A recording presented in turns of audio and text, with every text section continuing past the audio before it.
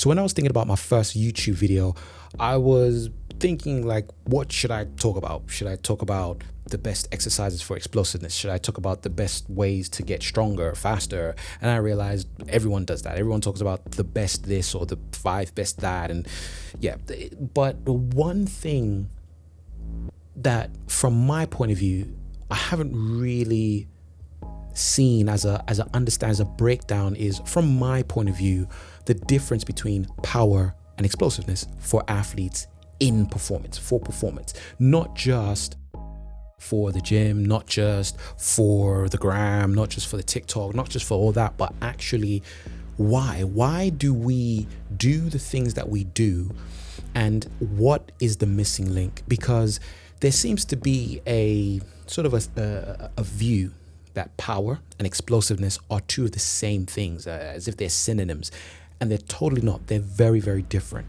And what is the difference, and why are they used interchangeably? Why do so many people say, oh, I want to get more explosive, I want to get more powerful? It's not the same. How is it not the same? Is it just because I'm saying that? No, it's not the same, because ultimately they have two different definitions.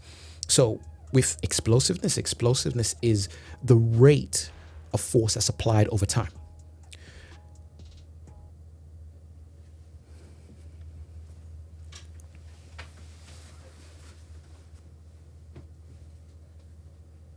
And power is the amount of work or force over time, irrespective of time being the constraint. When you have an athlete that's really strong but cannot express power fast enough, that is the difference between an elite athlete or an athlete that's able to be explosive and another athlete that's able to be powerful. For example, if we were going to look at the difference between Ben Johnson and Carl Lewis in their 100-meter sprint, we could see that from 0 to 40 meters, that's where the longest ground contacts were. And after that, speed came by maximum velocity. And you could see the difference in expression of power, explosiveness, between the two athletes. Ben Johnson was clear and away far more explosive than Carl Lewis was from that 0 to 40 range, and then even more so when it got up to top speed. So ground contact is basically the governor of explosiveness. And if you're trying to improve or reduce ground contact, you kind of have to take it almost in a scientific way, and it has to be specific to you. Though there are general principles that everyone should follow,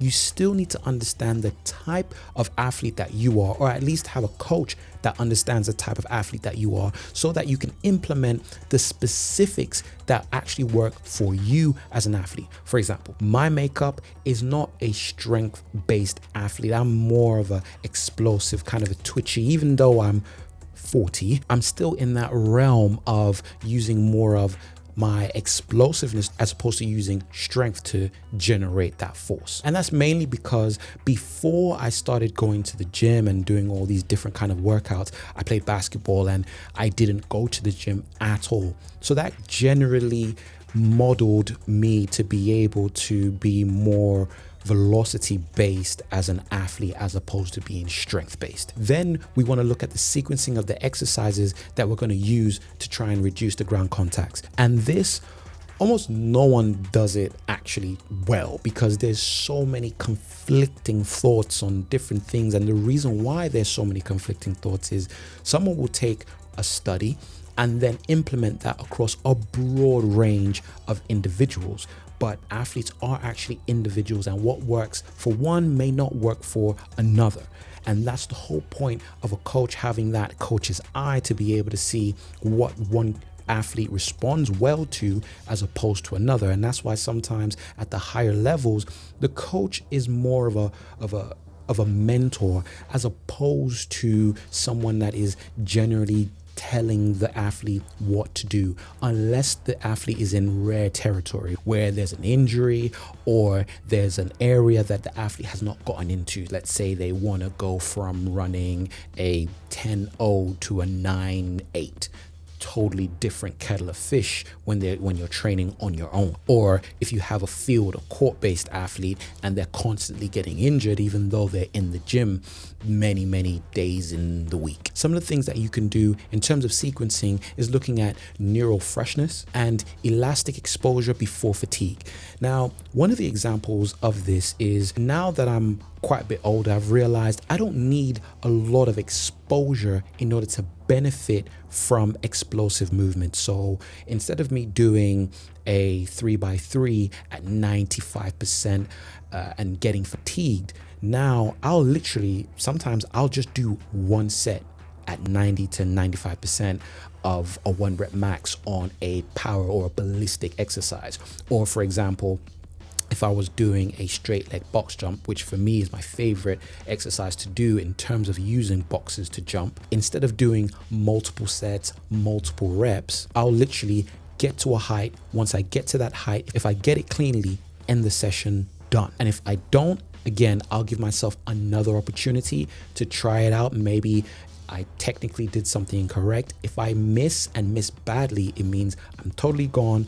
I'm not going to push anymore, and there's no benefits for me, even if I did make that jump. Now, one of the things that a lot of people tend to look at is Olympic lifts, which, Olympic lifts aren't actually a thing. Like, they're not actually Olympic lifters. If they were Olympic lifters, then what about the athletes that go to the Olympics and lift the weights? What are they called? So Olympic lifts or weightlifting movements do make athletes much more powerful than using other forms of lifts, not because they're better, but they cover a broader range of different areas, different categories along the force velocity curve. Now, it doesn't mean that they are the best. It just means it gives you more bang for your buck, especially if you don't have the time to get into the individual nitty-gritty of certain areas. Now, for an elite athlete, you will have the time. You must have the time.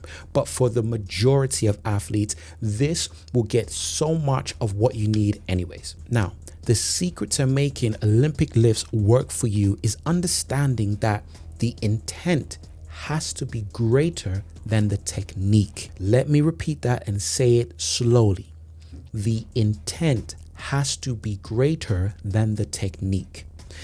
If you become technically proficient at an exercise and the intent reduces, but the technical proficiency increases, you will move better weights. You will move more weights. You'll get better at doing the exercise. 100%. But that's not what we want. We don't want to just be good at the exercise. We want to do the exercise so it can transfer to our sport. So that means ground contacts or bar speed in this case still matters. They're tools, not laws. There was a study that found athletes that were faster didn't apply more force overall. They applied force faster during ground contacts. So if this the core understanding of trying to build a bigger engine in order for you to be a more explosive athlete sometimes is not the right course of action for all athletes in all positions in all sports. And this, my friend, could be a big reason why you do a lot of work in the gym, but you still feel slow, you still feel unathletic, and you're frustrated with the results that you're getting. So I'm going to be going on this journey with you